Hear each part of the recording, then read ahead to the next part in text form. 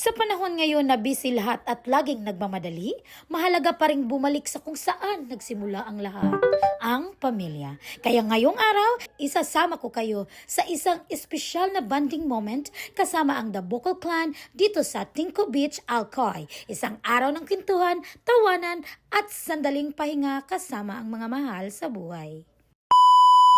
Hello mga Madam Shi, it's me, Mama Tin. And today, we're off to the beach with the iconic The Bukol Clan. Yes mga Madam Shi, kasama ko ngayon ang The Bukol Clan kung saan ang chika ay mas maalat pa sa dagat at ang tawanan ay hanggang bagang. Siyempre, espesyal ang araw na to kasi bumaba mula sa langit at mula sa California ang aming tita. Nag-beach kami kasi sabi ni tita from California, I want nature. Charis! At syempre, hindi rin magpapahuli ang mga tita naming lokal. Galing man sa barangay, pero world class din magdala ng Tupperware at chika. Wop, wop, wop! Huwag kayong kampante. Akala nyo si tita lang ang queen of chika. Excuse me, my cousins are here too. Naka-ready na ang chismis with feelings pa. Charis. Hindi man kami kompleto today, pero sulit pa rin ang tawa at chika kasi sa bawat bulig ng saging, laging may isang override.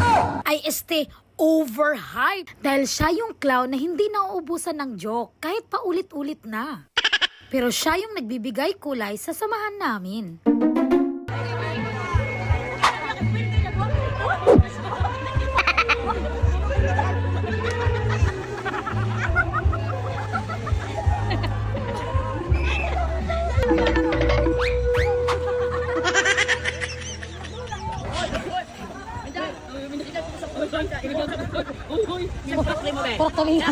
Prutas.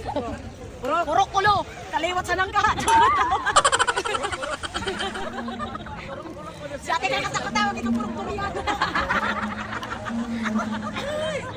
Hi, ambot sa imo ital. Ikaw yung pinsang akala mo trip-trip lang palagi. Pero ikaw yung dahilan kung bakit masaya ang grupo. You are certified mood lifter ng pamilya. Sana wag kang magbago.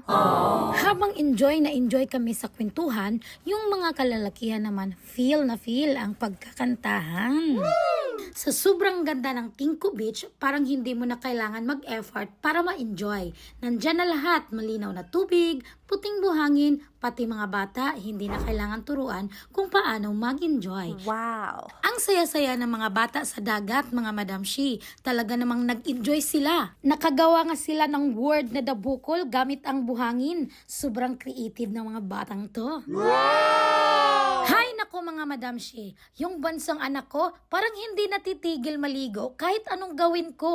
Parang hindi siya nauubusan ng energy, mga Madam Shi. Gustong-gusto niya talaga dito sa dagat. Talaga namang refreshing ang vibe, parang ang linis ng hangin, kaya kahit ilang oras kang nandyan, hindi mo ramdam na napagod na ka. Pagod ka, hindi mo mararamdaman ang pagod. Hindi na pagod, pwede sad na pagod. Kaya kung gusto nyo ng beach trip na hindi lang maganda, kundi abot kaya, di na kayo magsisisi sa Tinko Beach, mga Madam Shi. Parang jackpot sa lahat ng aspeto.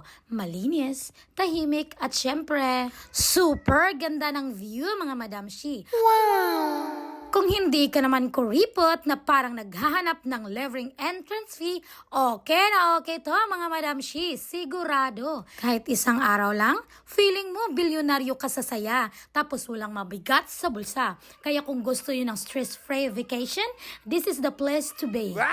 Place to be. Pwedeng mag-swim, mag-chill, at magpakasaya ng hindi umaabot sa pag-uutang. Charot! So, ayan na nga mga Madam Shi. Tapos na kaming mag-swimming, pero yung iba dito, hindi nalego, mga Madam Shi. Mga chika queen lang sa dagat.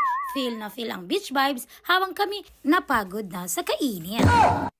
Pero okay lang yon mga Madam Shi. At least, nag-enjoy sila. So, hanggang dito na lang ating mini vlog, mga Madam Shi. Thank you for watching. Goodbye!